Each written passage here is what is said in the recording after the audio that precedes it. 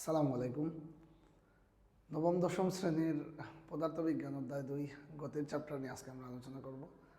So basically আজকের চ্যাপ্টারে আমরা প্রথম যে এই থিওরিগুলো নিয়ে মোটামুটি ইনশাল্লাহ যতটুকু পারা যায় সম্ভব আমরা চেষ্টা করব তোমাদেরকে বুঝিয়ে দেওয়ার। সো সবাইকে স্বাগত জানাচ্ছি এবং আজকে ক্লাসটা শুরু করি। সো আমরা পর্যায়ক্রমে থিওরি পড়ে তারপরে সৃজনশীল এবং বিভিন্ন টাইপ ভিত্তিক ম্যাথ যেগুলো আছে ওইগুলোতে আমরা পর্যায়ক্রমে আপলোড দেবো ইনশাল্লাহ। সো চলো শুরু করি তাহলে। সো চ্যাপ্টারের নামটা ছিল গতি। সো গতি বা মোশন জিনিসটা কি আমরা আগে স্থিতি বুঝি, তারপরে গতি জিনিসটা নিয়ে এমনিতেই বুঝতে পারবো সহজে।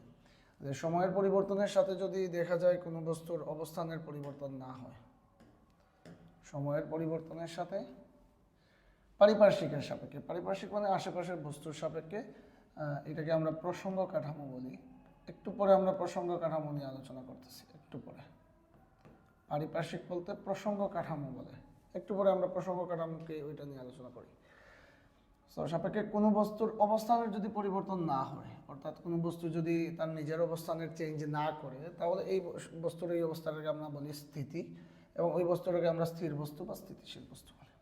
যেমন ধরো এই যে বোর্ড, তো আমার এই ক্লাসরুমের ওয়ালের সাপেক্ষে কিংবা ব্রেঞ্চগুলোর সাপেক্ষে এই বোর্ডের কি হচ্ছে না, কোনো অবস্থানের পরিবর্তন হচ্ছে না, সময় কিন্তু অতিবাহিত হচ্ছে। তোমরা দেখতেছো সময় অতিবাহিত হচ্ছে। এই ওয়ালের সাপেক্ষে কিংবা ব্রেঞ্চের সাপেক্ষে কিংবা এই বিল্ডিংয়ের সাপেক্ষে কিন্তু এই বোর্ডের কি হচ্ছে না, অবস্থানের পরিবর্তন হচ্ছে না, নড়াচড়া করতেছে না, একই অবস্থানে আছে। সুতরাং এই ঘটনার নাম হচ্ছে স্থিতি, এবং এই বোর্ডটাকে বলতে পারবো আমি কি স্থিতিশীল বস্তু। কিন্তু আমি যদি এখানে হাঁটতে থাকি, তাহলে সেক্ষেত্রে এই বোর্ডের সাপেক্ষে কিংবা এই দেয়ালের সাপেক্ষে আমার কিন্তু অবস্থানের পরিবর্তন হচ্ছে। প্রতিনিয়ত আমি আমার জায়গা চেঞ্জ করতেছি, প্রতিনিয়ত অবস্থানের কি হচ্ছে, পরিবর্তন হচ্ছে। এই যে অবস্থানের পরিবর্তন হচ্ছে, সো এটা হচ্ছে গতি, ঠিক আছে। এবং আমাকে তখন বলা যাবে গতিশীল বস্তু। তো যদি কোনো বস্তুর অবস্থানের পরিবর্তন না হয়, তাহলে তার নাম স্থিতি, আর যদি অবস্থানের পরিবর্তনটা হয় সেক্ষেত্রে তার নাম কি, গতি। বুঝাইতে পারছি? সো দেখেন তারপরে, তো তাহলে ফাইনালি যেটা বুঝলাম আমরা, বস্তুর অবস্থানের পরিবর্তন না হলে স্থিতি, আর হলে কি, গতি। ওকে। তবে কোনো বস্তুর অবস্থানের পরিবর্তন হচ্ছে কি না ওইটা বোঝার জন্য আমরা আরেকটা বস্তুর সাহায্য নেওয়া লাগে। কোনো বস্তুর যদি অবস্থানের পরিবর্তন হচ্ছে কিনা ওইটা বোঝার জন্য কি করা লাগে, আরেকটা বস্তুর সাহায্য নেওয়া লাগে। যেমন একটা উদাহরণ দিই, তাহলে বুঝতে পারবো সহজে। ধরো এটা একটা গাড়ি, হ্যাঁ। সো যেভাবেই হোক এটা একটা গাড়ি, আমরা বুঝতে পারলাম এটা একটা গাড়ি, ঠিক আছে। এই গাড়িটা এইদিকে গতিশীল আছে, গতিশীল, এইদিকে গতিশীল, গাড়িটা কিন্তু গতিশীল, বুঝতে হবে গাড়ি হচ্ছে গতিশীল, গাড়ি গতিশীল। তো দেখা গেল এই জায়গায় একজন ব্যক্তি বসে আছে, এই জায়গায় গাড়ির ভিতরে এই জায়গায় একজন ব্যক্তি, এই জায়গায় আরেকজন ব্যক্তি। আমরা নাম দিই, এই ব্যক্তির নাম দিই এ ব্যক্তি, এ। আমরা ধরো এই জায়গায় মেসি বসে আছে, মেসি, ওকে, মেসি। আর ধরো এই জায়গায় ক্রিস্টিয়ানো রোনালদো, হ্যাঁ, রোনালদো, CR7, ওকে, CR7। এই জায়গায় মেসি, এই জায়গায় রোনালদো বসে আছে, ঠিক আছে। আর ধরো গাড়ির সাইডে কোনো একটা জায়গায় নেইমার দাঁড়িয়ে আছে, নেইমার, হ্যাঁ, নেইমার জুনিয়র, ওকে, নেইমার। সো নেইমার এই জায়গায় দাঁড়িয়ে আছে, ঠিক আছে। সো গাড়িটা গতিশীল, ওকে, গাড়ি গতিশীল। তো মেসি এবং ক্রিস্টিয়ানো রোনালদো গাড়ির ভিতরে বসে আছে। সো আমরা যদি রোনালদোকে জিজ্ঞেস করি যে রোনালদো বলতো যে মেসি কি অবস্থায় আছে, মেসি স্থিতিশীল না গতিশীল, তাহলে রোনালদো কি বলবে? রোনালদো বলবে মেসি স্থিতিশীল। কারণ সে দেখতেছে মেসি তার পাশে কোনো একটা সিটে বা তার পেছনে কোনো একটা সিটের মধ্যে বসে আছে। সো রোনালদো কি দেখবে? মেসি কিন্তু স্থিতিশীল বসে আছে, ঠিক আছে, মেসি হচ্ছে স্থিতিশীল অবস্থায় আছে। কিন্তু আমরা যদি নেইমারকে যদি জিজ্ঞেস করি, নেইমার তো গাড়ির সাইডে কোনো একটা, ধরো রাস্তার সাইডে দাঁড়ায় আছে, ঠিক আছে, গাড়িটা গতিশীল, গাড়ি কিন্তু চলতেছে। সো নেইমার কি দেখবে? নেইমার দেখবে যে আসলে মেসি কি হচ্ছে, মেসিটা স্থিতিশীল, গতিশীল, মেসি হচ্ছে গতিশীল। নেইমার দেখবে মেসি গতিশীল, কারণ সে দেখবে যে গাড়িটা তার সামনে দিয়ে চলে যাচ্ছে। সময়ের সাথে সাথে দেখবে মেসির অবস্থানের পরিবর্তন হয়, একটা সময় দেখা যাবে মেসিকে সে আর দেখতে পাচ্ছে না। তাহলে এই যে অবস্থানের পরিবর্তন হচ্ছে নেইমারের সাপেক্ষে, সো এই জন্য নেইমার বলবে কি, মেসি গতিশীল। তাহলে দেখো একই ঘটনা, মেসির একই ঘটনা, মেসি সিটে বসে আছে গাড়ির, একই ঘটনা। রোনালদো দেখতেছে মেসি স্থিতিশীল, কিন্তু নেইমার দেখছে কি, মেসি গতিশীল, তাহলে দুইজনের আসলে দেখার বিষয়টা দুই ধরনের হয়ে গেছে, তাই না? তো হয় এটাই স্বাভাবিক, আমরা কি জানি যে নেইমার মেসি বন্ধু দুইজন, ক্রিস্টিয়ানো রোনালদোর সাথে মেসির একটা সমস্যা তো আছে, এটা তো বুঝেই সবাই। তাহলে ঘটনা কিন্তু এরকম না, ঘটনা হচ্ছে যে এখানে কোনো বস্তু স্থিতিশীল না গতিশীল এটা বিভিন্ন বস্তুর উপর নির্ভর করে, বিভিন্ন বিষয়ের উপর নির্ভর করে। একটা ঘটনা এক একজনের চোখে এক এক রকম হতে পারে, ঠিক আছে? তাহলে আমরা এই মেসির যে স্থির না গতিশীল ওইটা বোঝার জন্য আমরা ক্রিস্টিয়ানো রোনালদোকে জিজ্ঞেস করলে সে বলবে স্থিতিশীল, কিন্তু নেইমারকে জিজ্ঞেস করলে সে বলবে গতিশীল। তাহলে আসলে রোনালদোর সাপেক্ষে মেসি স্থিতিশীল, ঠিক আছে, ফাইন। নেইমারের সাপেক্ষে আসলে মেসি কি গতিশীল। তো সেক্ষেত্রে আসলে দুইজনের সাপেক্ষে মেসির কিন্তু দুই ধরনের অবস্থা দেখা গেছে। সো তাহলে আমরা এখান থেকে একটা সিদ্ধান্ত নেওয়া যায় যে কোনো বস্তু স্থিতিশীল না গতিশীল ওইটা বোঝার জন্য আরেকটা বস্তুর সাহায্য নেওয়া লাগবে। যে কোনো বস্তু কি স্থিতিশীল না গতিশীল ওইটা বোঝার জন্য কি করা লাগবে, আরেকটা বস্তুর সাহায্য নেওয়া লাগবে। ওই আরেকটা বস্তুকে আমরা বলি প্রসঙ্গ বস্তু বা প্রসঙ্গ কি কাঠামো। ওই যে তার আরেকটা যে বস্তু ওইটাকেই আমরা বলি প্রসঙ্গ বস্তু বা প্রসঙ্গ কাঠামো। সো প্রসঙ্গ কাঠামো শুধু যে ব্যক্তি হবে এমন না, প্রসঙ্গ কাঠামো বস্তুও হতে পারে, বিন্দুও হতে পারে, স্থানাঙ্কও হতে পারে, ঠিক আছে? তাহলে আমরা বলতে পারি কি যে দৃঢ় ব্যবস্থার সাপেক্ষে কোনো বস্তুর অবস্থান, স্থিতি, গতি ইত্যাদি বর্ণনা করা হয় তাকে প্রসঙ্গ কাঠামো বলে। অর্থাৎ প্রসঙ্গ কাঠামোর উপর নির্ভর করে কোনো বস্তু স্থিতিশীল আছে না গতিশীল আছে। একটা বস্তু স্থিতিশীল না গতিশীল এটা বোঝার জন্য তুমি প্রসঙ্গ কাঠামোকে জিজ্ঞেস করবে। রাস্তার পাশে যে ধরো যে গাছগুলো আছে ওই গাছগুলো স্থির, সো ওইগুলোর সাপেক্ষে যে কোনো গাড়ি রাস্তার পাশ দিয়ে যাওয়ার সময় সেটা গতিশীল, ঠিক আছে? আবার গাড়ির ভিতরে যে মানুষরা বসে আছে তাদের জন্য তারা কিন্তু দেখবে কি গাড়িগুলো পিছনের দিকে চলে, সরি এই গাছগুলো পিছনের দিকে চলে যাচ্ছে, তো তাদের সাপেক্ষে দেখা যাবে গাছগুলো কি গতিশীল। এই যে এক একজনের সাপেক্ষে বিষয়গুলো এক এক রকম হচ্ছে, এটাকে বলে আপেক্ষিকতা। কি বলে? আপেক্ষিকতা। এক একটা ঘটনা এক এক জায়গায় এক এক রকম ঘটে, এইটার নামই হচ্ছে আপেক্ষিকতা, এটার নাম আপেক্ষিকতা।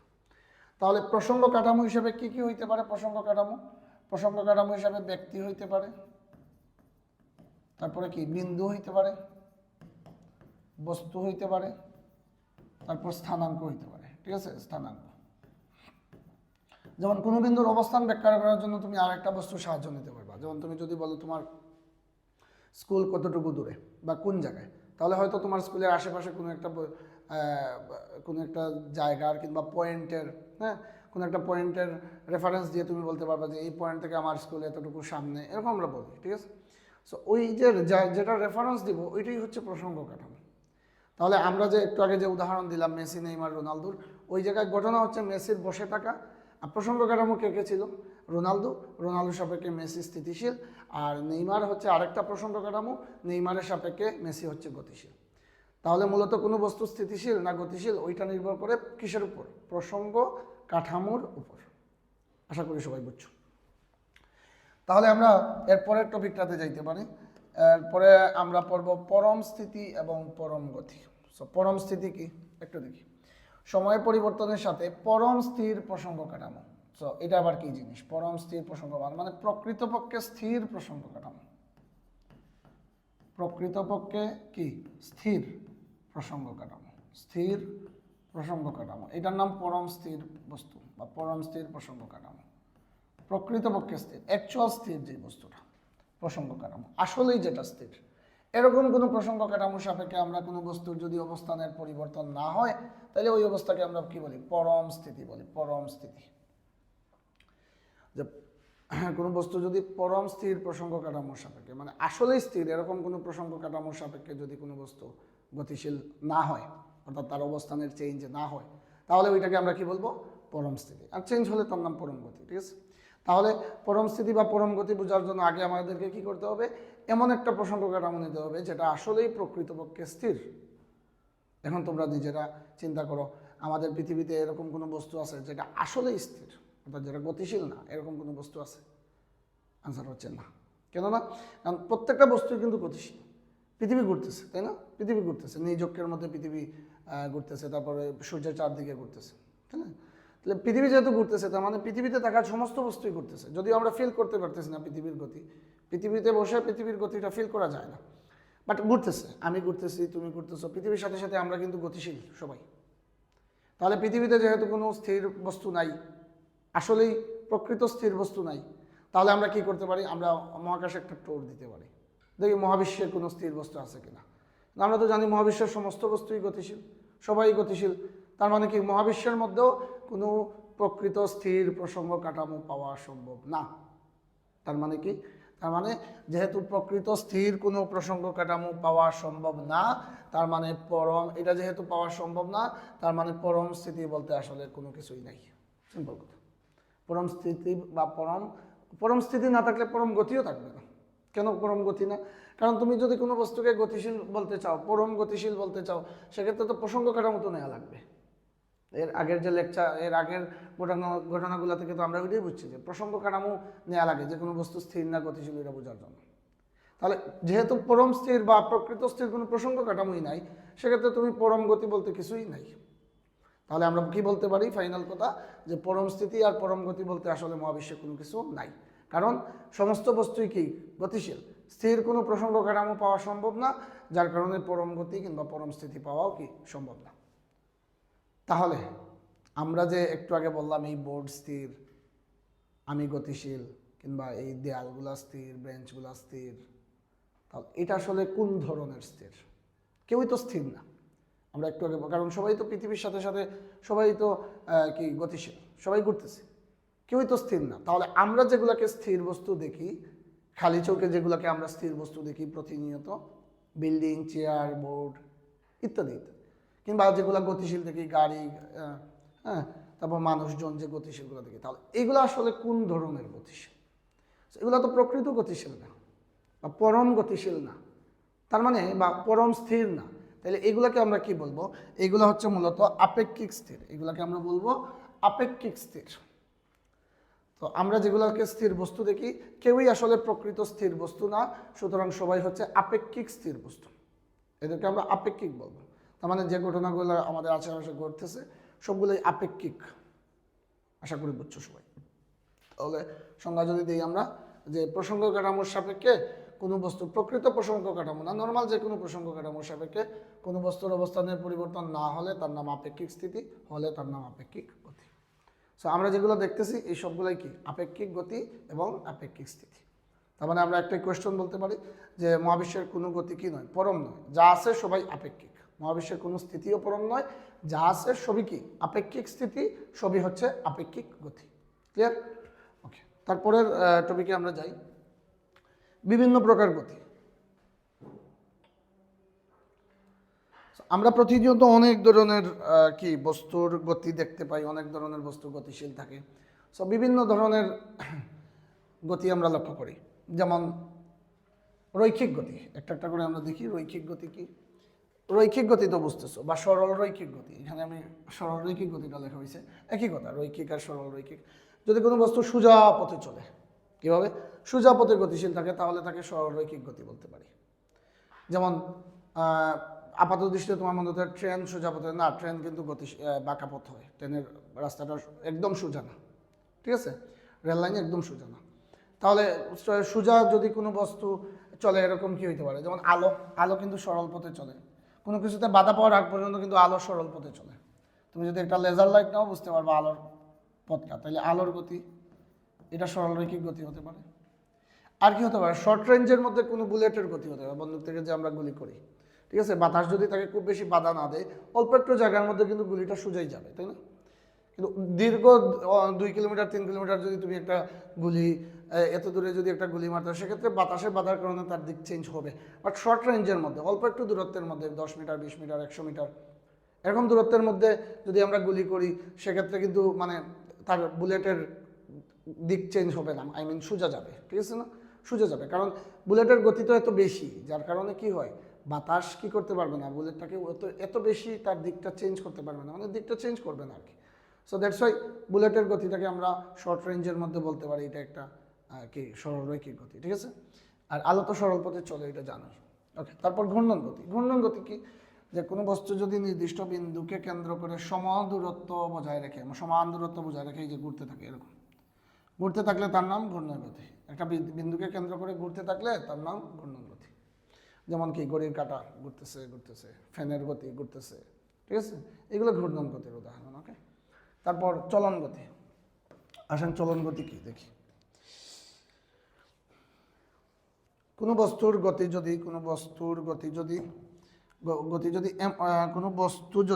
কোনো বস্তু যদি এমনভাবে চলতে থাকে যেন বস্তুর সকল কণা, আমরা কিওয়ার্ডগুলো মনে দেখি, সকল কণা একই সময়ে একই দিকে সমান দূরত্ব যেতে থাকে, তাহলে তাকে চলন গতি বলে।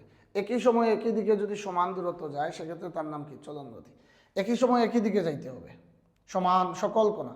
যেমন এই কলমটার দিকে লক্ষ্য করি, এই কলমটা যদি আমরা এইদিকে গতিশীল করি কোনোভাবে, কোনো জায়গায় রেখে যদি গতিশীল করি, তাহলে তার সামনের কণা যেদিকে যাবে পিছনের কণাগুলো একই দিকে যাবে, তাই না? তারপর সামনের কণা যদি একটু সামান্য একটু জায়গা যায়, যতটুকু যাবে পিছনের কণা কিন্তু ততটুকুই সামনে যাবে এবং একই দিকেই যাবে। সো এটা একটা চলন গতির উদাহরণ।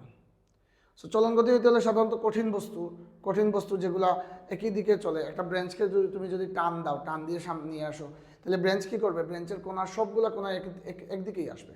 এমন না যে একটা কোণা ডাইনে, একটা কোণা বামে, একটা সামনে, একটা পেছনে, এরকম যাবে, এমন না, সবগুলো কিন্তু একই দিকেই আসবে। সো এটাও একটা চলন গতির উদাহরণ, ঠিক আছে?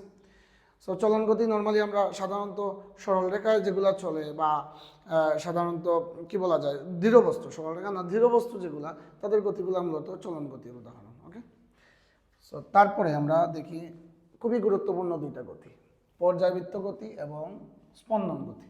পর্যায়বৃত্ত গতি। সো পর্যায়বৃত্ত গতি কি? যে কোনো গতিশীল বস্তু যদি তার গতিপথের কোনো নির্দিষ্ট বিন্দুকে নির্দিষ্ট সময় পর পর একই দিক থেকে অতিক্রম করে, তিনটা ওয়ার্ড, তাহলে তার গতিকে পর্যায়বৃত্ত গতি বলে। কোনো গতিশীল বস্তু তার গতিপথের নির্দিষ্ট একটা বিন্দুকে, যে কোনো একটা নির্দিষ্ট বিন্দুকে নির্দিষ্ট সময় পর পর একই দিক থেকে যদি ক্রস করে, তাহলে ওই গতির নাম হচ্ছে পর্যায়বৃত্ত গতি বা পিরিয়ডিক মোশন। সো যদি আমরা দেখি একটু ভালো করে খেয়াল করি, ধরো একটা ঘড়ি, ঠিক আছে, সো ঘড়ির কাঁটা, এটা 12টার কাঁটা, 12। এখন যদি তুমি সেকেন্ডের কাঁটার কথা চিন্তা করো, এটা 12 বোঝায়। সেকেন্ডের কাঁটা কি করবে? প্রতি এদিকে গতিশীল হবে, প্রতি 60 সেকেন্ড পর একবার কি করবে? 12কে ক্রস করবে এবং সবসময় একই দিকে, এই দিক থেকে ক্রস করতে থাকবে, সবসময় একই দিকে ক্রস করবে, তাই না? সো সুতরাং ঘড়ির কাঁটার গতি কী হবে? পর্যায়বৃত্ত গতি। তারপর তুমি যদি আরও পর্যায়বৃত্ত গতির উদাহরণ দাও, পৃথিবীর গতি। পৃথিবী কী করে? সূর্যের চারদিকে 365 সামথিং ডেতে কী করে? একবার প্রদক্ষিণ করে। সো একই সময়ে কিন্তু চলতে থাকবে, ঘুরতে থাকবে। সুতরাং এটাও একটা পর্যায়বৃত্ত গতির উদাহরণ। অর্থাৎ বস্তু ঘোরার সময়, ঘূর্ণনের সময়, হ্যাঁ, বস্তু যদি ঘূর্ণনের সময় যদি সেম টাইম পরে যদি কী করে কোনো নির্দিষ্ট পয়েন্টকে ক্রস করে, তাহলে সেটার নাম পর্যায়বৃত্ত গতি। এখন পর্যায়বৃত্ত গতি বলতে শুধু যে বৃত্তাকার বোঝায় এমন না কিন্তু। যেমন পৃথিবীর গতি কিন্তু বৃত্তাকার না, পৃথিবীর গতি উপবৃত্তাকার একটা পথে পৃথিবী গতিশীল, উপবৃত্তাকার পথে। কিংবা পর্যায়বৃত্ত গতি কিন্তু সরলরৈখিক হতে পারে, কোনো বস্তু সামনে পিছিয়ে এরকম যদি আসা যাওয়া করে, এটাও কিন্তু পর্যায়বৃত্ত গতি। সো পর্যায়বৃত্ত গতির উদাহরণটা বুঝলাম আমরা, পৃথিবীর গতি, তারপরে ঘড়ির কাঁটার গতি। আমরা যদি লিখি পৃথিবীর গতি, যেমন ফর এক্সাম্পল পৃথিবীর গতি,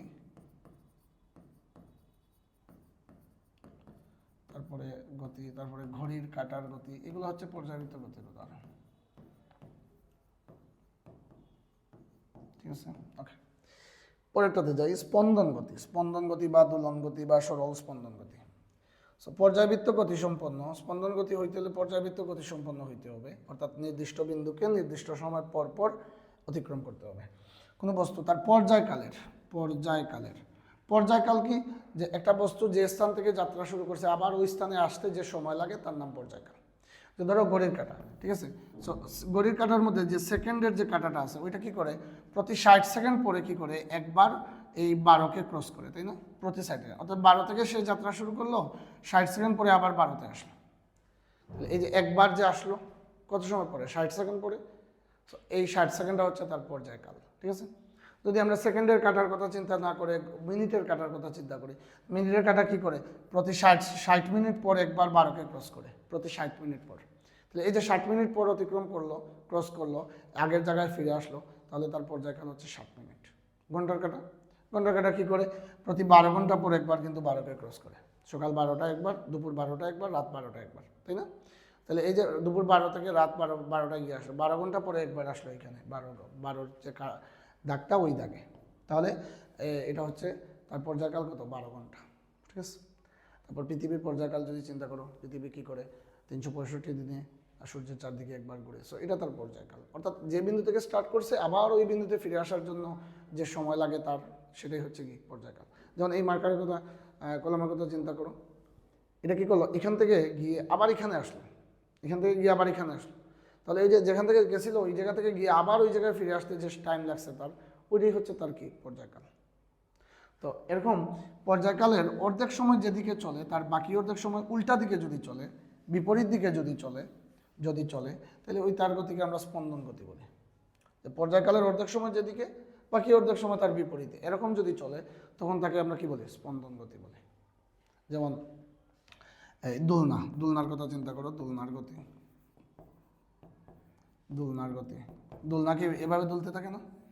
অর্ধেক সময় যেদিকে যায় বাকি অর্ধেক সময় তার উল্টা দিকে আসে, অর্ধেক সময় এদিকে বাকি অর্ধেক সময় উল্টা দিকে, এই যে দুলতে থাকে অর্ধেক সময় এদিকে বাকি অর্ধেক সময় উল্টা দিকে, এটার নাম কি দোলন গতি বা স্পন্দন গতি। তারপরে ধরো সরল দোলক যেগুলো পেন্ডুলাম, ওই যে ঘড়ির নিচে যে থাকে, দেয়াল ঘড়িগুলোর নিচে যে একটা দণ্ড থাকে, ওইটাকে আমরা পেন্ডুলাম বলি, তাই না, ঘড়ির পেন্ডুলাম।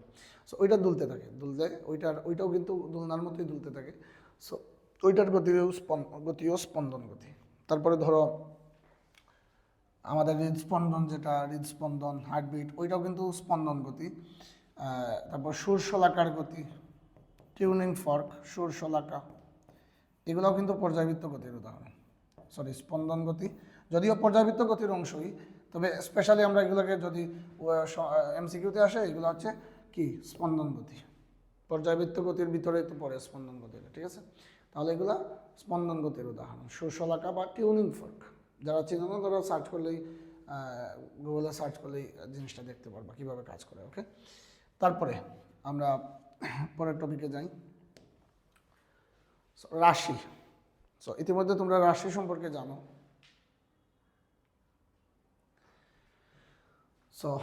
রাশি জিনিসটা সম্পর্কে অলরেডি তোমরা জানো যে রাশি কি, আমরা যা কিছু পরিমাপ করতে পারি, ঠিক আছে, মহাবিশ্বের যা কিছু পরিমাপ করা যায় সেটাই হচ্ছে রাশি। যেমন ভর, দৈর্ঘ্য, তাপমাত্রা, হ্যাঁ, সময় ইত্যাদি ইত্যাদি, যা কিছু পরিমাপ, বেগ, দ্রুতি, যাই পরিমাপ করতে পারবো সেটাই হচ্ছে গিয়ে কি রাশি, ঠিক আছে।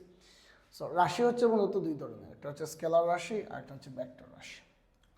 স্কেলার রাশি এবং ভেক্টর রাশি দিক অনুসারে, এটা আমরা বলতে পারি কি অনুসারে, দিক অনুসারে রাশি মূলত দুই ধরনের, দিক অনুসারে রাশি দুই ধরনের, একটা হচ্ছে স্কেলার রাশি, একটা ভেক্টর রাশি। যে যাদের দিক আছে তাদের দিক অনুসারে স্কেলার রাশি, ভেক্টর রাশি। যেসব রাশিকে আমরা শুধু মান দ্বারা প্রকাশ করতে পারি, দিক উল্লেখ করা লাগে না, তাদের নাম হচ্ছে স্কেলার রাশি। যেমন ধরো ভর, যে ভর জিনিসটা পরিমাপ করার সময় তুমি বলা লাগবে না যে ভর কোন দিকে কত, এটা বলা লাগে না। কিন্তু ওজন কিন্তু ওজনের একটা নির্দিষ্ট দিক আছে, ঠিক আছে। ওজন কি, ওজন হচ্ছে পৃথিবী কোনো বস্তুকে যেদিকে টানে, সেটা যে বলে টানে সেটাই হচ্ছে তার ওজন। যে বলে টানে, পৃথিবী যে বলে টানে, যেমন এটাকে চাললাম নিচের দিকে পড়তেছে, অর্থাৎ পৃথিবীর কেন্দ্রের দিকে। এখানে যদি কোনো বস্তু থাকে, এটাকে পৃথিবী কী করবে, নিচের দিকে টানবে, তার কেন্দ্রের দিকে টানবে, এই বস্তুটাকে পৃথিবী তার কেন্দ্রের দিকে টানবে। সো এই যে যতটুকু বলে টানছে ওইটাই তার ওজন, ডব্লিউ সমান আমরা mg দিয়ে বের করি ওজন। কোনো বস্তুকে পৃথিবী যে বলে টানতেছে ওইটাই তার কি ওজন, ঠিক আছে। সো এই যে ওজনের কি আছে, একটা নির্দিষ্ট দিক আছে, কোন দিক, পৃথিবীর কেন্দ্রের দিক। ওজনের নির্দিষ্ট দিক আছে, কোন দিক, পৃথিবীর কেন্দ্রের দিক, রাইট। তাহলে পৃথিবীর কেন্দ্রের দিকে যেহেতু টানতেছে, সুতরাং এটা নির্দিষ্ট দিক। কোনো সময় তো আর এদিকে টানে না এই বস্তুকে, এদিকে টানলে কী করতাম আমরা, শুধু এইদিকে গতিশীল হইতাম, তাই না। সো তাহলে এটা তো হয় না। সো পৃথিবীর কেন্দ্রের দিকে টানে, এই জন্য ওজনের দিক হচ্ছে পৃথিবীর কেন্দ্রের দিকে। সো যেহেতু একটা নির্দিষ্ট দিক আছে, সুতরাং এটা হচ্ছে ভেক্টর রাশি। সো যাদের মান আছে, দিক লাগে না, তারা হচ্ছে স্কেলার রাশি। যেমন সময়, তাপমাত্রা, এগুলো তো কোনো দিক নাই। সো এরা হচ্ছে স্কেলার রাশি। আর যাদের মান এবং দিক দুইটাই লাগে, তারা হচ্ছে ভেক্টর রাশি। যেমন যদি আমরা আরেকটা উদাহরণ দিই, যেমন ধরো এই একটা পয়েন্ট, এই জায়গায় তুমি আর তোমার বন্ধু দাঁড়ায় আছো, ওকে। এটা একটু বুঝাই, এই জায়গায় তুমি আর তোমার বন্ধু দাঁড়ায় আছো, ওকে। সো হঠাৎ করে কি করলাম, এটা এ দিক ধরলাম, এটা বি দিক, বা এটা উত্তর দিক ধরে দিলাম, এটা উত্তর, তাহলে এটা হবে দক্ষিণ দিক, দক্ষিণ। সো উত্তর দিকমুখী হয়ে দাঁড়ালে বা ডান পাশটা পূর্ব হবে, বাম পাশটা হবে পশ্চিম। সো ধরো এই জায়গায় তোমরা দুই বন্ধু দাঁড়ায় আছো, ওকে। এখন তুমি হঠাৎ কোনো একটা কাজ করতেছো, তোমার বন্ধু এখান থেকে চলে গেল, তোমাকে না বলেই চলে গেল, ঠিক আছে। ওই যে তোমাকে না বলে চলে গেল, তুমি তাকে আর খুঁজে পাচ্ছ না। সো তুমি তাকে যদি কল দাও, দিয়ে যদি জিজ্ঞেস করো এই তুই কই আসোস, সে কি বলবে? সে তোমাকে বললো যে হ্যাঁ আমি আগের জায়গা থেকে, আমার স্মরণ হয়েছে, স্মরণ। স্মরণ, তোমার বন্ধু কিন্তু ভেক্টর রাশি সম্পর্কে ওই রকম জানে না। সে বললো যে আমার স্মরণ, বা আমি আগের থেকে 1 কিলোমিটার দূরে সরে গেছে, 1 কিলোমিটার। সো ধরো সে পূর্ব দিকে 1 কিলোমিটার দূরে সরে গেছে, পূর্ব দিকে ধরো এখানে চলে গেছে, এ বিন্দুতে 1 কিলোমিটার দূরে সরে গেছে, তার স্মরণ হয়েছে 1 কিলোমিটার। কিন্তু সে কোন দিকে এটা বললো না, শুধু বললো 1 কিলোমিটার দূরে সরে গেছে। সো তুমি কি করবা? তুমি প্রথমে এইদিকে যাইবা, গিয়ে তাকে না পাই আবার ফেরত আসবা, এইদিকে যাবা পাবে না আবার ফেরত আসবা, এইদিকে যাবা পাবে না আবার ফেরত আসবা। ফাইনালি পূর্ব দিকে গিয়ে তাকে তুমি তার অবস্থানটা বুঝতে পারবা, অর্থাৎ সে কোথায় আছে। কিন্তু তোমার বন্ধু যদি ভেক্টর রাশি সম্পর্কে ভালো করে জানতো, তো সে তো পূর্ব দিকে শুরুতেই বলতে পারতো যে পূর্ব দিকে আমি 1 কিলোমিটার দূরে সরেছি। ওই যে দিকটা যদি সে শুরুতেই বলে দিত, তাহলে তো তোমাকে এত পেরেশানি বা এত কষ্ট করা লাগতো না, তাই না? তাহলে দিক নির্দিষ্ট, যে সরে যাওয়া বা স্মরণ, আগের জায়গা থেকে নতুন কোনো জায়গায় যে সরে যাওয়া বা স্মরণ, ওইটা কিন্তু একটা নির্দিষ্ট কি আছে, দিক আছে। সো এই জন্য স্মরণ হচ্ছে একটা ভেক্টর রাশি, ঠিক আছে। সো আমরা ভেক্টর রাশি কী কী পাইলাম? ওজন, তারপরে স্মরণ, তারপরে বেগ, ত্বরণ, এগুলো সামনে গেলে বুঝবা কেমনে ভেক্টর রাশি। ত্বরণ, বল, এগুলা ভেক্টর রাশি, ঠিক আছে।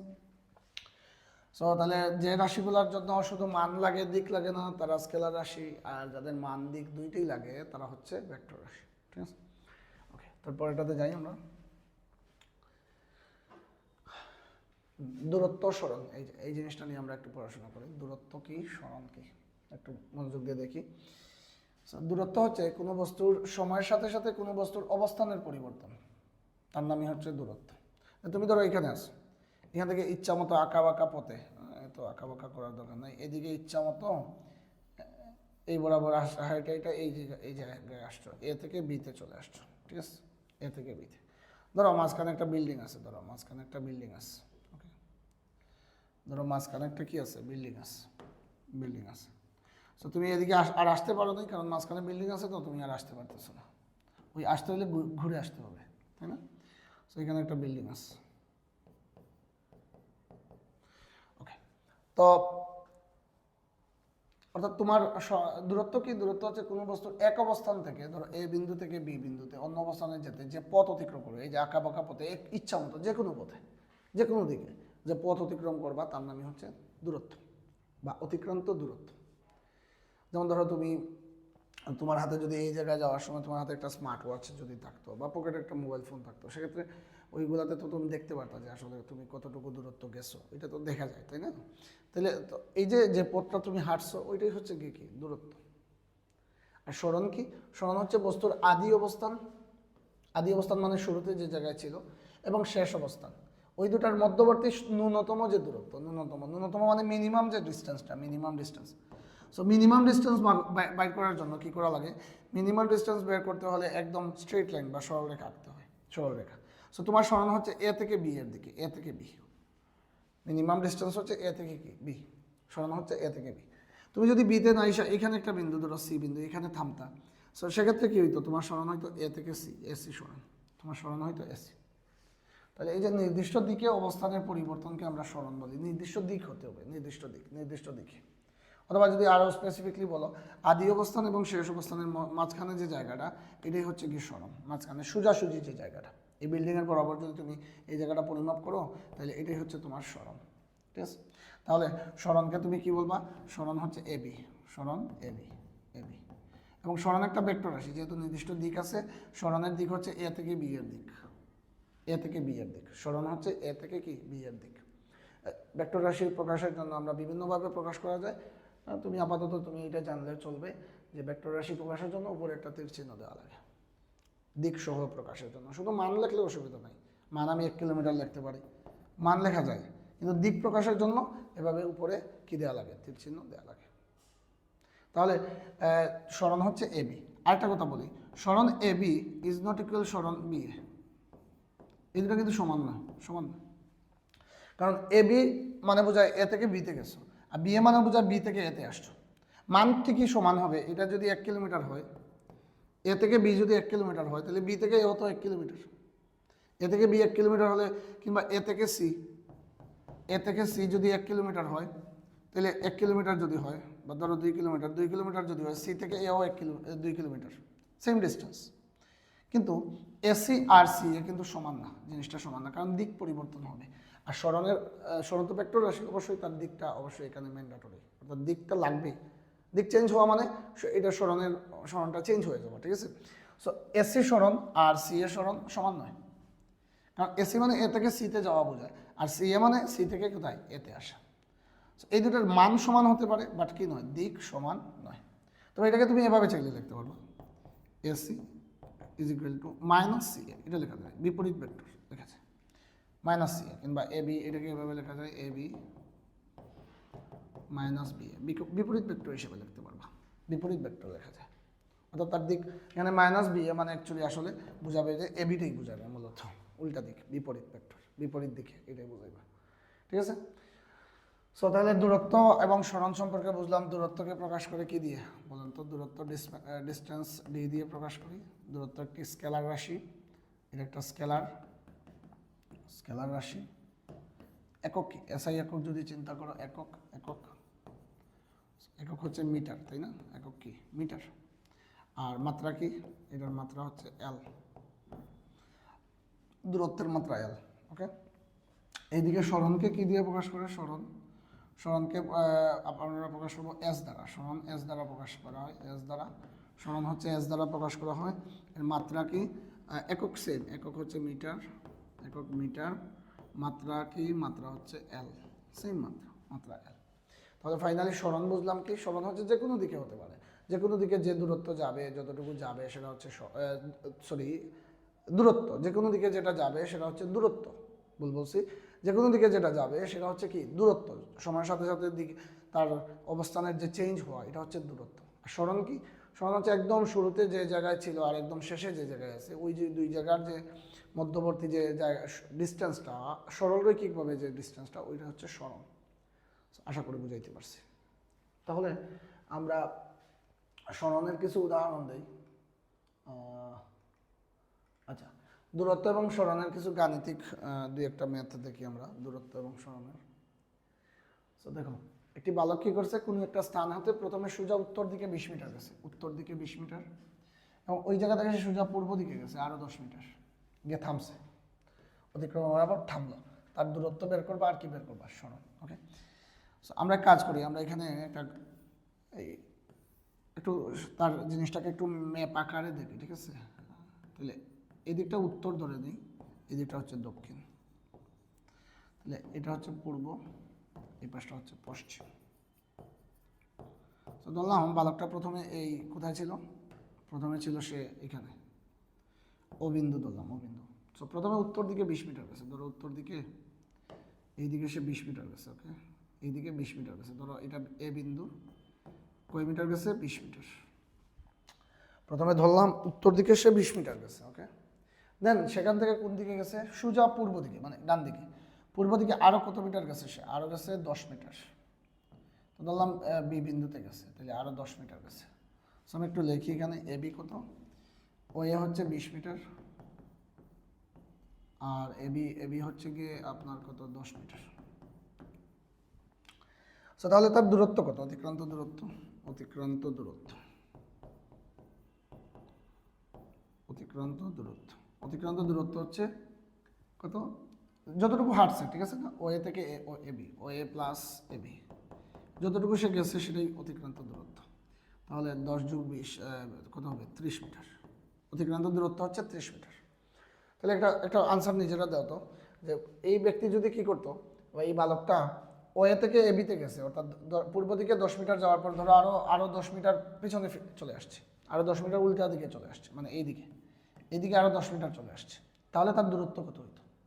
অনেকে এটা চিন্তা করে দূরত্ব মনে হয় 20, না, বস্তু যেদিকেই যাক দূরত্ব কিন্তু চেঞ্জ হয় না। অতিক্রান্ত দূরত্ব জিনিসটা মানে চেঞ্জ না, মানে অতিক্রান্ত দূরত্ব কমবে না, বাড়বে, অতিক্রান্ত দূরত্ব বাড়বে, উল্টা দিকে আসলে অতিক্রান্ত দূরত্ব বাড়বে, অর্থাৎ তার দূরত্ব হবে তখন 20 যোগ 10, আবার উল্টা দিকে আরও 10 আসছে, মানে তার মানে কত, 30 যোগ 10 মানে 40 মিটার হবে। উল্টা দিকে আসুক সমস্যা নাই, এটা তো অতিক্রান্ত দূরত্ব, সো এটা যুগ হবে, অর্থাৎ 40 মিটার হবে, যেহেতু দিকের কোনো বিষয় না।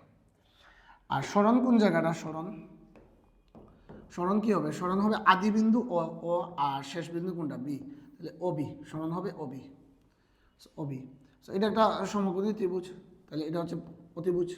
সো আমরা পিথাগোরাসের সূত্র জানি যে অতিভুজ স্কোয়ার ওবি স্কোয়ার সমান লম্ব স্কোয়ার ওএ আর ভূমি স্কোয়ার কোনটা, এবি। সো সরণ কিন্তু এই অংশটা, আদি বিন্দু শেষ বিন্দু সোজাসুজি জায়গাটা, এটা হচ্ছে সরণ। তাহলে অতিভুজ স্কোয়ার সমান লম্ব স্কোয়ার প্লাস কি ভূমি স্কোয়ার। সো অতিভুজ যদি আমরা ওবি লিখি তাহলে কি লেখা যায়, √ OA square plus AB square. So তাহলে সরণ যদি লিখি আমি এখানে, সরণ জিনিসটাকে যদি লিখি, তার সরণ কত এই বস্তুর, তাহলে সরণ হবে ওবি। ওবি সূত্র আমরা √ OA square plus AB square Pythagoras দিয়ে বের করব। ওএ কত, ওএ হচ্ছে গিয়ে 20 মিটার প্লাস এবি কত, এবি হচ্ছে 10 metre, okay 10 metre. So calculation করলে যা আসবে সেটাই, আশা করি বুঝছো। তাহলে সরণ, ফাইনালি সরণ বের করার সময় কী করতে হবে, একদম শুরু বিন্দু এবং শেষ বিন্দুর মধ্যে সোজাসুজি একটা রেখা টানতে হবে, এবং ওই রেখাটাই হচ্ছে মূলত কি সরণ, সরণের মান। তারপর আমরা চাইলে আরেকটা উদাহরণ এখান থেকে দেখতে পারি, আমরা আরেকটা উদাহরণ দেখি, আরেকটা উদাহরণ, এগুলো আসলে থিওরি আকারেই দেখি আমরা, যে ধরো বৃত্তাকার পথে কোনো বস্তু যদি গতিশীল থাকে সেক্ষেত্রে তার দূরত্ব এবং সরণ ইত্যাদি বের করি আমরা। বৃত্তাকার পথে যদি কোনো বস্তু গতিশীল থাকে, বৃত্তাকার পথে, ধরো এটা একটা বৃত্ত, এগুলো এমসিকিউতে অনেক সময় আসে, সিকিউতে খুব কম আসার সম্ভাবনাই আছে, তারপরেও অনেক সময় দিতেও পারে সিকিউতে, ঠিক আছে। সো এই হচ্ছে একটা বৃত্তাকার পথ, ওকে। সো বৃত্তাকার পথটাকে আমি 4 ভাগ করে দিলাম, 4 ভাগ, এখানে আমরা বিভিন্ন কন্ডিশন অ্যাপ্লাই করবো, সো 4 ভাগটা করে দিই। বস্তু কিন্তু এই পথে গতিশীল, ঠিক আছে, এই বৃত্তাকার পথে বস্তু গতিশীল, বৃত্তাকার পথে। তো এটা হচ্ছে এ, এটা বি, এটা সি বিন্দু, এটা ডি বিন্দু, 4টা ভাগ করে দিলাম সুবিধার জন্য। এটা হচ্ছে বৃত্তের কেন্দ্র ও, তাহলে ও এ যেটা, এটা হচ্ছে বৃত্তের ব্যাসার্ধ আর, ও বিও বৃত্তের ব্যাসার্ধ আর, ও সিও বৃত্তের ব্যাসার্ধ আর, ও ডিও বৃত্তের ব্যাসার্ধ আর। সো আমরা বিভিন্ন কন্ডিশন এখানে এখন অ্যাপ্লাই করব, এবং ওই জায়গা থেকে বস্তুর কী করব, বিভিন্ন সরণ এবং দূরত্ব বের করব, ঠিক আছে। এই বৃত্তাকার পথে বস্তুর গতির ক্ষেত্রে সরণ এবং দূরত্বগুলো বের করব। সো চলো শুরু করি। সো প্রথমে বস্তু যদি ধরো একবার, যদি বৃত্তাকার পথটা যদি একবার প্রদক্ষিণ করে, একবার আমি লিখি যে সম্পূর্ণ একবার যদি প্রদক্ষিণ করে বস্তুটা, সম্পূর্ণ একবার, বৃত্তাকার পথ সম্পূর্ণ যদি একবার প্রদক্ষিণ করে,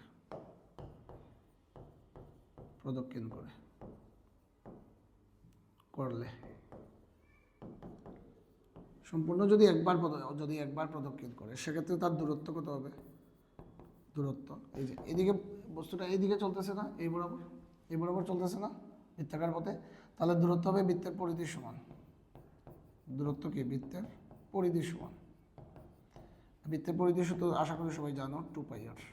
আর হচ্ছে বৃত্তের ব্যাসার্ধ কোয়েশ্চনে লেখা থাকবে ইনশাল্লাহ, বৃত্তের পরিধিটা লেখা থাকবে, সরি ব্যাসার্ধটা লেখা থাকবে, আর হচ্ছে বৃত্তের ব্যাসার্ধ।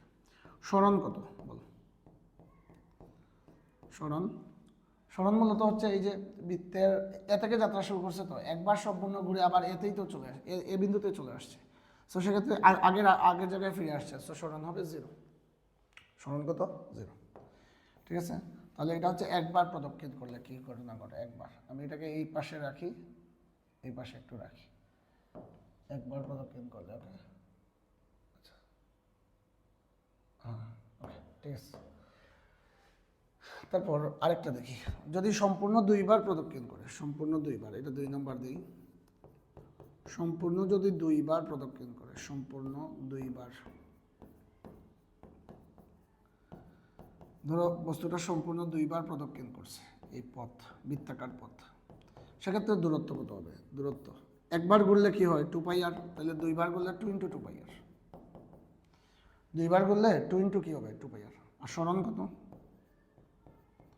সরণ আবার 0, কিন্তু সরণ কিন্তু 0, কীভাবে, ওই যে দুইবার প্রদক্ষিণ করা মানে কি, একবার বললে এতে আসা, সেকেন্ড টাইম বললে আবারও এতে চলে আসা, তার মানে কি বোঝাইলো, আবার আগের জায়গায় ফিরে আসছে, সো স্মরণ হবে জিরো। সিম্পল কথা গেল। এটাকেও আমি একটু এই পাশে নিয়ে নিই, সম্পূর্ণ যদি দুইবার প্রদক্ষিণ করে, ওকে গেল। তারপর একটু পার্ট করে নিই, আরও অনেক জিনিস লেখা লাগবে, ওকে এখানেও আরেকটা পার্ট করে নিই, ঠিক আছে, তোমরা নোট করে দিও জিনিসগুলো। Okay fine. নেক্সট, যদি সম্পূর্ণ পথ অতিক্রম না করে, ধরো 1/3 অতিক্রম করলো, ধরো 1/3, এটা এ বিন্দু ছিল, সরি 1/4, এটা বি, 1/3 হলে জিনিসটা অনেকটা জটিল হবে, ওইগুলো সাধারণত পরীক্ষায় আসে না বা একটু জটিল হবে আর কি ক্যালকুলেশন। 1/3 মানে, চতুর্থাংশ মানে কি, 4/1 অর্থাৎ বি বিন্দুতে গিয়ে বস্তুটা থেমে যাবে, বি বিন্দুতে গিয়ে, তাহলে 1/4 প্রদক্ষিণ করলে 3 নাম্বার দিয়ে দিই, 1/4 প্রদক্ষিণ করলে, চতুর্থাংশ যদি 1/4 প্রদক্ষিণ করে তাহলে কি হবে,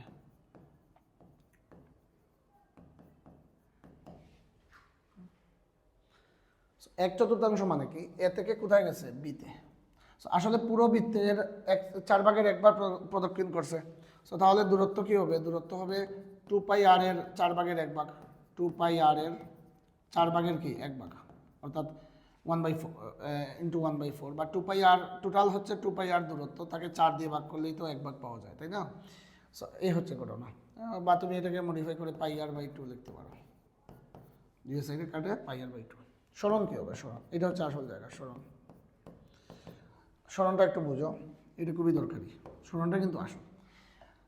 বস্তুর অবস্থান ছিল এ বিন্দুতে, আসছে কোথায়, বি বিন্দুতে, তাইলে সরণ হবে এ বি, সোজাসুজি সরণ হবে কোনটা, এ বি, অর্থাৎ এ থেকে বি যেটা সোজা পথে আছে ওইটা হবে সরণ এ বি, ঠিক আছে? তাহলে এই সরণ এ বি কীভাবে বের করবা, প্রথমে ছিল এ বিন্দুতে, তারপরে গেছে বি বিন্দুতে, তাহলে সোজা পথে যেটা ওইটাই তো সরণ, এ থেকে বি, সরণ হবে এ বি। এ বি সরণ বের করার জন্য আসলে আশা করি তোমরা দেখেই বুঝতে পারতেছো, এখানে একটা পিথাগোরাসের সূত্র আমরা অ্যাপ্লাই করা লাগবে। এই যে এটা একটা সমকোণী ত্রিভুজ, এ বি হচ্ছে অতিভুজ, তাহলে আমরা কি জানি, অতিভুজ স্কয়ার সমান, অতিভুজ সমান কি, √, লম্ব square plus OA square plus ভূমি কোনটা, ওবি, ওবি স্কয়ার। লম্ব হচ্ছে ওএ, ভূমি হচ্ছে কি, ওবি, বা তুমি ওবি লম্ব ভূমি ওএ ধরতে পারো, কোনো অসুবিধা নেই। এখন ওএ আসলে বৃত্তের ব্যাসার্ধ, তাই না, ওএ হচ্ছে বৃত্তের ব্যাসার্ধ, এই যে আর, আবার ওবিও বৃত্তের কি, ব্যাসার্ধ, তাহলে ওএ এবং ওবির বদলা বৃত্তের ব্যাসার্ধ আর লিখতে পারো, যেহেতু আর এর মান তোমার প্রশ্নে থাকবে, তাহলে দুইটাই আর, সো দুইটাকে মিলে √2r² লেখা যায়, √2কে বাইরে রেখে দিলাম, আর আর এর রুটে এবং স্কোয়ারে এই দুটো কাটা, তার মানে √2 × r, √2 বাইরে রেখে আর এর রুট এবং আর এর স্কোয়ার এই দুটো কাটা করা যায়, তাহলে √2 × কি হবে, আর, বুঝছো? তারপর ধরো অর্ধেক প্রদক্ষিণ না করে কি, 1/4 প্রদক্ষিণ না করে কি করলো, অর্ধেক প্রদক্ষিণ করলো, অর্ধেক, অর্ধেক ঘুরলো, অর্ধেক, তার মানে এই দিকে ঘুরতেছে, তাই না, এই বরাবর এসে, অর্ধেক ঘোরা মানে কি, সিতে এসে থামবে, সিতে, তো সি বিন্দুতে যদি এসে থামে তাহলে দূরত্ব কি হবে, এটা হলো 4 নাম্বার, অর্ধেক প্রদক্ষিণ করলে, অর্ধেক,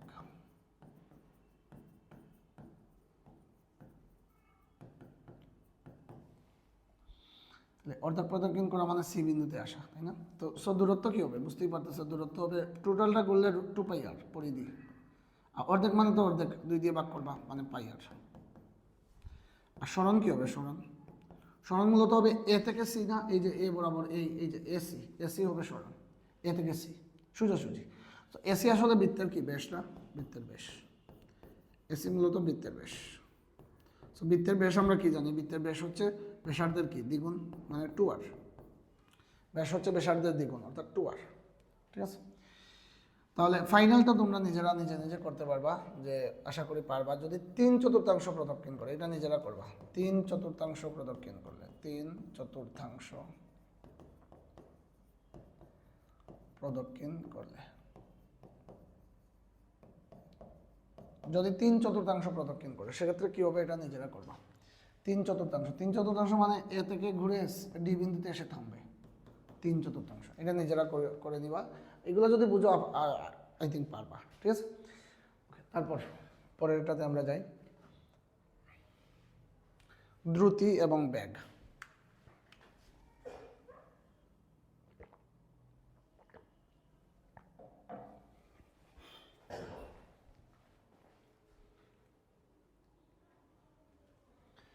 ওকে, দ্রুতি এবং বেগ। দ্রুতি এবং বেগ জিনিসটা সম্পর্কে আমরা একটু পড়ি। দ্রুতি কি, বেগ কি? ওকে, সো দ্রুতি কি? সময়ের পরিবর্তনের সাথে কোনো বস্তুর অবস্থানের পরিবর্তনের হারকে দ্রুতি বলে। হার মানে প্রতি সেকেন্ডে বোঝায়, প্রতি সেকেন্ডে যতটুকু অবস্থান পরিবর্তন হয়। আর অবস্থানের পরিবর্তন মানেই তো দূরত্ব, অর্থাৎ দূরত্বের হার। সময়ের সাথে কিসের হার?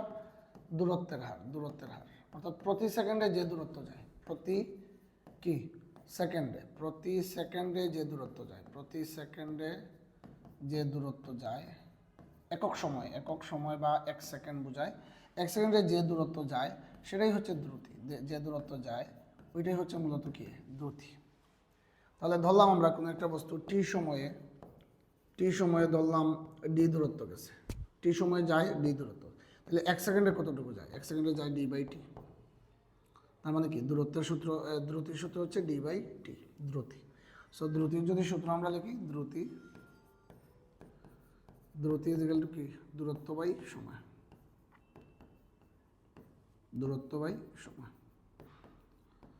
তাহলে দ্রুতি হচ্ছে v আর দূরত্ব হচ্ছে d, সময় হচ্ছে t, d/t। একক বের করি, একক হচ্ছে দূরত্বের একক কি? মিটার, আর সময়ের একক সেকেন্ড। সো এটা হয়ে যাবে ms−1 বা মিটার পার সেকেন্ড, একই কথা। আর মাত্রাটাও খুব দরকারি, মাত্রাটাও মনে রাখতে হবে। মাত্রা কি? সময়, দূরত্বের মাত্রা হচ্ছে l, সময়ের মাত্রা t, তাহলে এটা হবে LT−1। টিটা উপরে উঠলে -1 হবে পাওয়ার। এই হচ্ছে, তাহলে কোনো বস্তুর ধরো দ্রুতি তোমাকে বলা হলো 10 ms−1 বা 10 মিটার পার সেকেন্ড। এর মানে কি? মানে হচ্ছে বস্তুটা প্রতি সেকেন্ডে যে কোনো দিকে প্রতি সেকেন্ডে কি করবে? 10 মিটার দূরত্ব অতিক্রম করবে। যে কোনো দিকে প্রতি সেকেন্ডে 10 মিটার দূরত্ব যাবে সে, ঠিক আছে? যদি দ্রুতিটা সবসময় সমান থাকে, অর্থাৎ সবসময় যদি সে 10 মিটার করেই যায় প্রতি। আচ্ছা, তাহলে ব্যাগটা পড়ি, তারপরে দ্রুতি আর ব্যাগ নিয়ে আরও বিস্তারিত আছে, ওইগুলো নিয়ে আলোচনা করব। আগে ব্যাগটা পড়ে নেই। সময়ের সাথে পরিবর্তনের সাথে কোনো বস্তুর সরণের হারকে ব্যাগ বলে, সরণের হার। অথবা আমরা বলতে পারি নির্দিষ্ট দিকে অবস্থানের পরিবর্তনের হারকে, নির্দিষ্ট দিকে অবস্থানের পরিবর্তনের হার। কারণ সরণ মানে তো নির্দিষ্ট দিকে অবস্থানের পরিবর্তনের হারকে ব্যাগ বলে। নির্দিষ্ট দিকে অবস্থানের পরিবর্তন বা সরণের হারকে কি বলে? ব্যাগ বলে। তাহলে আমরা যদি আগের মতো চিন্তা করি, তাহলে ব্যাগের সূত্র কি লেখা যায়? ব্যাগের সূত্র ব্যাগ হচ্ছে সরণ বাই সময়। যেহেতু সরণের হারকে ব্যাগ বলে, তার মানে ব্যাগ হচ্ছে কি? সরণ বাই সময়, ব্যাগও বি দ্বারা প্রকাশ করা হয়। সরণ হচ্ছে s, সময় কি? t। সো একক কি? সরণের একক মিটার, সময়ের একক সেকেন্ড। তাহলে এটাও কি হবে? ms−1। তারপর মাত্রা কি হবে? মাত্রা সরণও দৈর্ঘ্য এক ধরনের বা দূরত্ব, তবে নির্দিষ্ট দিকে দূরত্ব, তাই না? তাহলে মাত্রা হবে LT−1। সো যদি তোমাকে কোনো বস্তুর ব্যাগ বলা হয় 5 মিটার পার সেকেন্ড, ব্যাগ যদি বলা হয় 5 মিটার পার সেকেন্ড, তার মানে এটার মানে কি বোঝায়? এটার মানে হচ্ছে নির্দিষ্ট দিকে বস্তুটা প্রতি সেকেন্ডে কয় মিটার যাবে? 5 মিটার। নির্দিষ্ট দিকে, সোজা পথে, দিক হবে নির্দিষ্ট, তাই না? দূরত্বের বেলায় দ্রুতির বেলায় দিকের কোনো ব্যাপার না, কিন্তু ব্যাগের বেলা কি হবে? দিকটা কি হইতে হবে? নির্দিষ্ট হতে হবে। ঠিক আছে, আশা করি সবাই বুঝছো। ওকে, তারপরে স্লাইডে আমরা যাই। তো দূরত্ব, দ্রুতি, ব্যাগ জিনিসটা গেল। তারপর বিভিন্ন ধরনের দ্রুতি আছে, যেমন সমদ্রুতি। সমদ্রুতিটা আমরা বুঝি একটু। ধরো একটা বস্তু এ বিন্দুতে আছে, বি বিন্দু, এ এবং বি দূরত্ব ধরো 10 মিটার, এবং এই বস্তুটা এইদিকে যাইতে 10 সেকেন্ড সময় লাগছে। আবার ধরো বি থেকে সি, এটা হচ্ছে 20 মিটার, এবং বস্তুটা বি থেকে সি যাইতে লাগছে 20 সেকেন্ড সময়, ধরো। তাহলে দেখো 10 সেকেন্ডে 10 মিটার গেছে।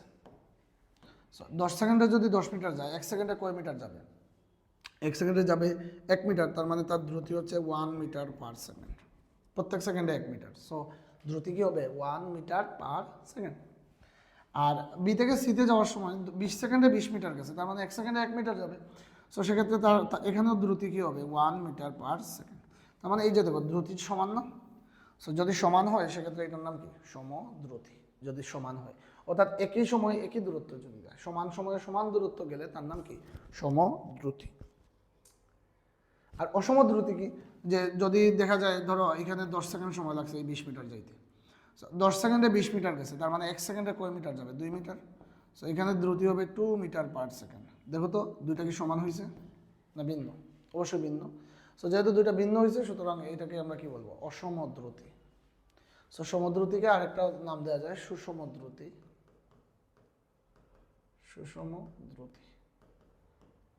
আর অসমদ্রুতি বুঝতে পারতেছো, ঠিক আছে। তারপর আরেকটা আছে গড় দ্রুতি, গড় দ্রুতি, গড় দ্রুতি। সমদ্রুতিটা বুঝতে পারতেছো, সব জায়গায় দ্রুতি কি থাকবে সমান থাকবে, স্পিডটা সমান। কিন্তু যদি কোনো বস্তু অসমদ্রুতিতে চলে, অর্থাৎ কোনো সময় তার স্পিড বাড়ে, কোনো সময় স্পিড কমে, যদি এরকম হয় বাড়ে স্পিড, তারপর কি কমে, আবার বাড়লো, আবার কমলো, আবার বাড়লো, বাড়লো এরকম, তাহলে সেক্ষেত্রে তুমি গড় দ্রুতি জিনিসটা বের করতে পারবে। গড় মানে কি এভারেজ স্পিড। সো যদি বস্তুর মোট দূরত্বকে তুমি মোট সময় দিয়ে ভাগ করো, কোনো বস্তু যদি অসমদ্রুতিতে চলে, সমদ্রুতিতে চলে এটা হবে না, কোন সময় অসমদ্রুতিতে যদি চলে সেক্ষেত্রে গড় দ্রুতি বের করার সূত্র কি, যে মোট দূরত্বটাকে মোট সময় দিয়ে যদি তুমি ভাগ করো, মোট দূরত্বকে মোট সময় দিয়ে ভাগ করো, মোট সময়, তাহলে ওইটা হবে গড় দ্রুতি।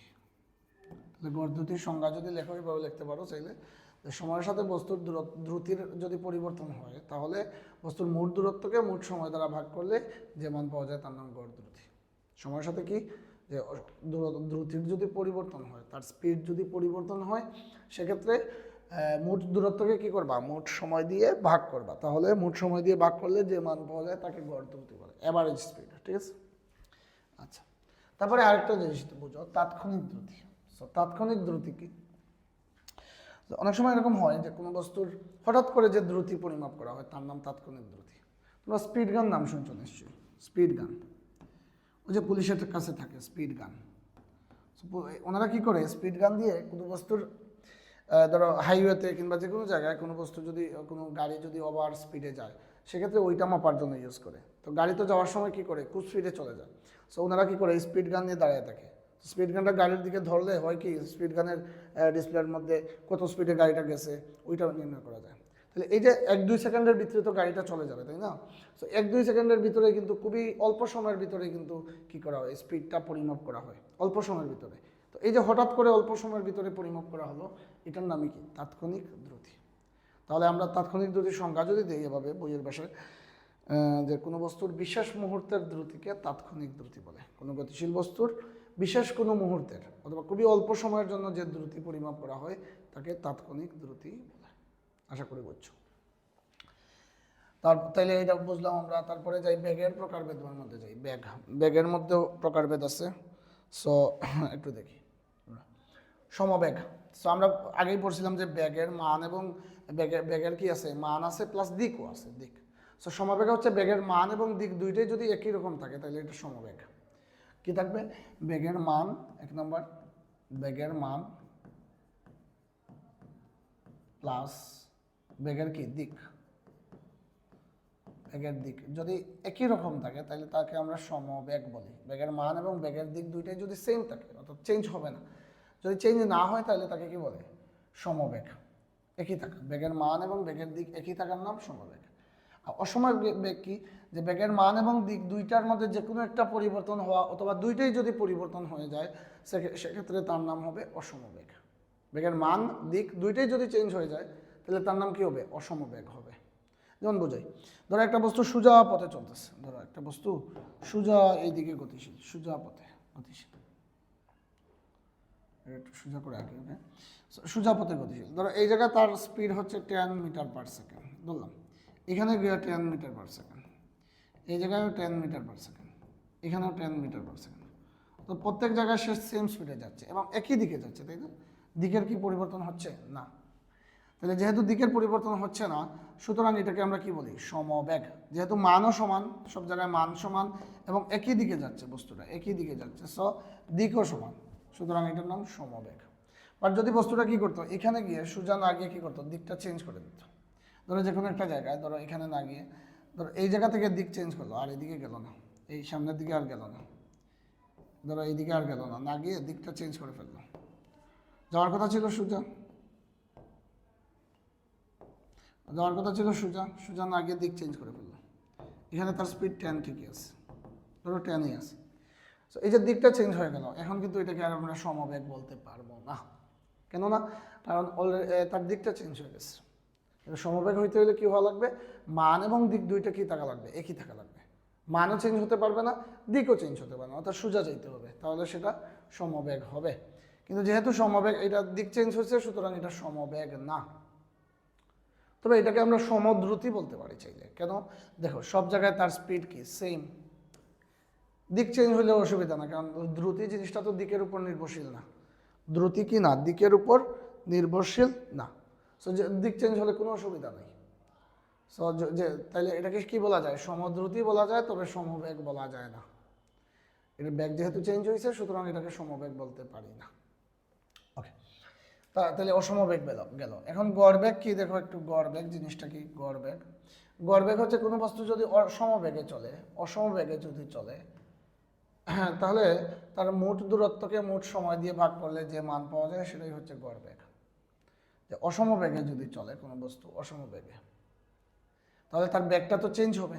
সো তখন আমরা গড়বেগ ভি বার বলে এটাকে, বার, বি বার। সো তখন গড়বেগের সূত্র এভাবে লেখা যায়, ইউ প্লাস বি বাই 2, এভাবে। অর্থাৎ তার ইউ হচ্ছে আদিবেগ, শুরুতে যে বেগ ছিল ওইটা আদিবেগ, এভাবে বের করা যায় চাইলে আদিবেগ। আর বি হচ্ছে গিয়ে কি শেষ বেগ, মানে লাস্টে গিয়ে যে বেগটা পাবে সেটা, ওইটাকে 2 দিয়ে ভাগ করলে এটা হচ্ছে গড়বেগের একটা সূত্র, গড়বেগ। আর যদি সমবেগে যায়, তার মানে কি, সবসময় বেগটা তো সমান। তো সবসময় যেহেতু বেগ সমান, তার মানে মোট সরণকে মোট সময় দিয়ে ভাগ করলে এটাই তার সমবেগ বা গড়বেগ। এটাই তার সমবেগও, আবার গড়বেগও বলতে পারো এটাকে চাইলে। অর্থাৎ সমবেগে আসলে একটা গড়বেগ, সমবেগ এক ধরনের কি গড়বেগ।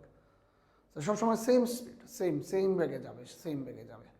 তাহলে গড়বেগ দুইভাবে বের করা যায় গড়বেগ। যদি অসমবেগে যায়, যদি অসমবেগে যায় বস্তু, অসমবেগে গেলে বেগ তো চেঞ্জ হবে, অসমবেগ। আর এটা হলো সমবেগের বেলায়। অসমবেগে গেলে তো বেগ চেঞ্জ হবে, সুতরাং শুরুতে যে বেগ ছিল আদি বেগ, শেষে যে বেগ হবে এটা শেষ বেগ, দুইটাকে 2 দিয়ে ভাগ করে দিব, তাহলে যোগ করে ভাগ করে দিলে এটার নাম গড়বেগ, গড়বেগ। আর সমবেগে গেলে মোট সরণকে মোট সময় দ্বারা ভাগ করলে গড়বেগের মান পাওয়া যাবে। সো এই দুটো জিনিস মনে রাখবা, সামনে গেলে কাজে লাগবে ইনশাল্লাহ। তাহলে এই হচ্ছে ঘটনাটা। তো তারপর আমরা পরের টপিকে যাই, ত্বরণ এবং মন্দন। সো ত্বরণ বা অ্যাক্সেলারেশন কি? ত্বরণ বা অ্যাক্সেলারেশন। সো ত্বরণ কি, যে সময়ের সাথে সাথে যদি কোনো বস্তুর, গতিশীল বস্তুর বেগ পরিবর্তন হয়, তাহলে তাকে ত্বরণ বলে। বেগ পরিবর্তন, সময়ের সাথে বেগ পরিবর্তন হলে প্রতি সেকেন্ডে যে পরিবর্তন হয় সেটা হচ্ছে ত্বরণ। হারকে, প্রতি সেকেন্ডে বেগ পরিবর্তনের হারকে কি বলে, ত্বরণ বলে। ধরো একটা বস্তু এদিকে যাচ্ছে, ঠিক আছে, শুরুতে তার বেগ ছিল 0, দেখা গেল 2 সেকেন্ড পর তার বেগ হয়ে গেছে 10, আবার আরও 2 সেকেন্ড পরে বেগ হয়ে গেছে 20, তারা বেগ হয়ে গেছে 20। তাহলে দেখো সময়ের সাথে সাথে তারা বেগ বাড়তেছে না। সো 2 সেকেন্ডে কত, 0 থেকে 10 হয়েছে, তাহলে 1 সেকেন্ডে কত হবে, 1 সেকেন্ডে হবে কত, 5। সো তখন তাকে আমরা বলবো তার ত্বরণ বা অ্যাক্সেলারেশন হচ্ছে 5 মিটার পার সেকেন্ড স্কোয়ার। অর্থাৎ প্রতি সেকেন্ডে 5 ms/1 বেগ তার বাড়ে, প্রতি সেকেন্ডে বেগ বাড়ে কতটুকু, 5 ms/1। আবার এখানেও তো তুমি যদি সেমভাবে বলতে চিন্তা করো, যে শুরুতে বেগ ছিল এই অংশে, এই অংশের জন্য, এই সার্টেন যে অংশটা, এই যে জায়গাটা, এই পার্টিকুলার জায়গাটার জন্য চিন্তা করো। শুরুতে বেগ ছিল কত, এই অংশের হিসাবের 2 সেকেন্ড হিসাব, শুরুতে বেগ ছিল 10, শেষে হয়েছে 20, কতটুকু বাড়ছে, 20 - 10, কতটুকু বাড়ছে, 10 না, 10 ms/1 বাড়ছে। কয় সেকেন্ডে, 2 সেকেন্ডে। কয় সেকেন্ডে, 2 সেকেন্ডে। তাহলে 1 সেকেন্ডে কত বাড়বে, 2 সেকেন্ডে যদি 10 বাড়ে, 1 সেকেন্ডে বাড়বে 5। সো এখানেও তার ত্বরণ হচ্ছে 5 metre per second square. So ত্বরণ মানে কি, প্রতি সেকেন্ডে বেগ যতটুকু বাড়ে বা কমলেও সেটাকে ত্বরণ বলা যায়, তবে কমলে এটার স্পেশাল একটা নাম আছে, সেটা হচ্ছে মন্দন। যদি কোনো বস্তুর বেগ হ্রাস পায় তাহলে প্রতি সেকেন্ডে যতটুকু হ্রাস পায় ওইটাকে মন্দন বলা যায়, মন্দন। সো ত্বরণ কি, প্রতি সেকেন্ডে বেগ বৃদ্ধির হারকে ত্বরণ বলে, আর বেগ হ্রাসের হারকে কি বলে, মন্দন বলে। 1 সেকেন্ডে যতটুকু বেগ বাড়বে বা 1 সেকেন্ডে যতটুকু বেগ কমবে ওইটাই ত্বরণ, অথবা তুমি যদি বেগ কমে ওইটাকে আলাদাভাবে কি নাম দেওয়া যায়, মন্দন নাম দেওয়া যায়, ঠিক আছে। সো প্রতি সেকেন্ডে বেগ বৃদ্ধি পাইলে ওইটাকে ত্বরণ বলে, প্রতি সেকেন্ডে বেগ যতটুকু বাড়ে।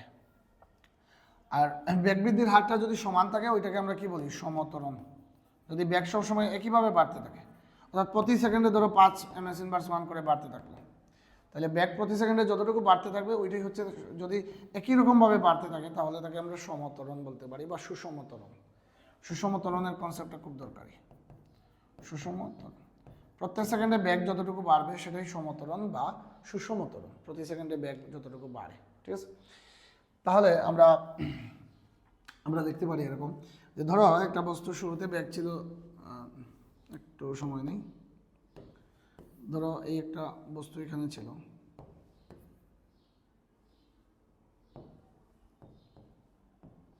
ধরো এই বস্তু, ঠিক আছে। এই বস্তু শুরুতে এখানে বেগ ছিল ধরো আদি বেগ, আদি বেগটা হচ্ছে 0, বা আদি বেগকে আমরা ইউ ধরতে পারি। আদি বেগ, শুরুতে বেগ ছিল আদি বেগ ইউ, আদি বেগ হচ্ছে ইউ, ঠিক আছে। আমি বস্তুটাকে ধাক্কা দিচ্ছি, হ্যাঁ, এদিকে সরতেছে। সো টি সময় ধরে আমি ধাক্কা দিলাম, সময় হচ্ছে টি, এবং দেখা গেল তার বেগ বাড়তেছে, বেগ বাড়ছে, তাই না। তাহলে বেগ বাড়লে আমরা শেষ বেগ এই জায়গায় ধরলাম, এই জায়গায় গিয়ে তার বেগটা হয়েছে বি, শেষ বেগ বি। আদি বেগ ইউ, শেষ বেগ কি, ভি।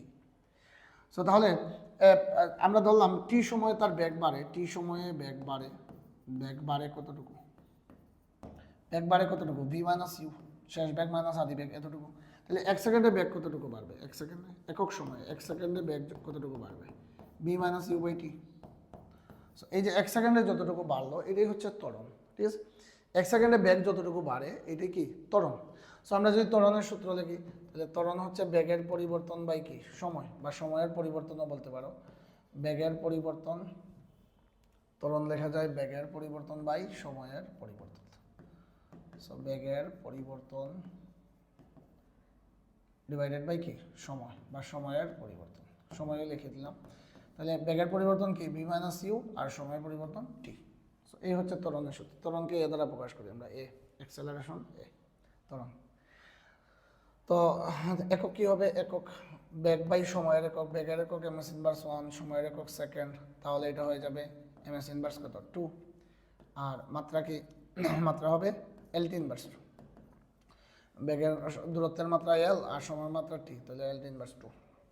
অথবা বেগ বাই সময়ের মাত্রা, বেগের মাত্রা ডিভাইডেড বাই কি, সময়ের মাত্রা, ওইটা হবে ত্বরণের মাত্রা, ঠিক আছে। আচ্ছা, সো কোনো বস্তুর ত্বরণ ধরো 10 ms/2, এর মানে কি, ত্বরণ 10 ms/2 এর মানে কি, মানে হচ্ছে প্রতি সেকেন্ডে কতটুকু বেগ বাড়বে, 1 সেকেন্ডে তার বেগ 10 ms/1 করে বাড়তে থাকবে। প্রতি সেকেন্ডে বা 1 সেকেন্ডে তার বেগ কতটুকু বাড়ছে, 10 ms/1 বেগ বাড়ছে 1 সেকেন্ডে। ত্বরণের মানে হচ্ছে এটা। আরেকটা জিনিস আমরা জানি না, অভিকর্ষ ত্বরণ। আরেকটা জিনিস অভিকর্ষ ত্বরণ। অভিকর্ষ ত্বরণটা কি বলেন তো, অভিকর্ষজ ত্বরণ এটা কি। অভিকর্ষ ত্বরণের মান, জির মান কত, 9.8, তাই না, সরি ms/2 হবে।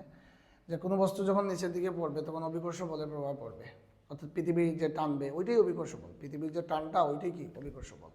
সো বস্তু যখন নিচের দিকে পড়ে তখন প্রতিনিয়ত তার মধ্যে এতটুকু ত্বরণ কাজ করে, এই যে 9.8 ms/2 ত্বরণ কাজ করে। অর্থাৎ বস্তু যখন নিচের দিকে পড়ে তখন তার প্রতি সেকেন্ডে তার বেগ কতটুকু বাড়ে, 9.8 ms/1 করে বাড়তে থাকে। বেগ বলতেছি কিন্তু 9.8 ms/1 করে বাড়তে থাকে, মানে হচ্ছে যে প্রথম সেকেন্ডে যদি তার বেগ 0 হয় তাহলে 1 সেকেন্ড পরে তার বেগ হয়ে যাবে 9.8 ms/1। আরও 1 সেকেন্ড পরে কি হবে, আরও 9.8 ms/1 বেগ অ্যাড হবে তার মধ্যে, মানে এভাবে বাড়তে থাকবে আর কি বেগটা। আরও 1 সেকেন্ড পরে আরও 9.8 বেগ বাড়বে, এভাবে চলতে থাকবে, বেগ বাড়তে থাকবে প্রতি সেকেন্ডে। এই জন্য কোনো বস্তু যত উপর থেকে পড়বে সময় তত অতিবাহিত হবে, আর সময় তত অতিবাহিত হলে ব্যাগের মানও তত বাড়তে থাকবে। অর্থাৎ বস্তুটা একদম মাটিতে পড়ার সময় দেখা যাবে খুব স্পিডে পড়ছে। এই হচ্ছে ঘটনা। তাহলে বেগ আমরা কি বুঝলাম ত্বরণ কি, যে যদি বস্তুর বেগ বাড়ে প্রতি সেকেন্ডে যতটুকু বাড়ে বা প্রতি সেকেন্ডে যতটুকু পরিবর্তন হয় ওইটাই হচ্ছে ত্বরণ। সো বেগ বাড়লে প্রতি সেকেন্ডে যতটুকু বাড়ে এটা ত্বরণ বলি, আর যদি কমে তাহলে সেটাকে আমরা কি বলি, মন্দন। বেগ কমলে আমরা মন্দন বলি, রাইট? সো আশা করি এতটুকু পর্যন্ত সবাই বুঝছো। সো ত্বরণের যে সমীকরণটা বা সূত্রটা এটা ভালো করে মাথায় রাখবা, পদের অঙ্কে কাজে লাগবে।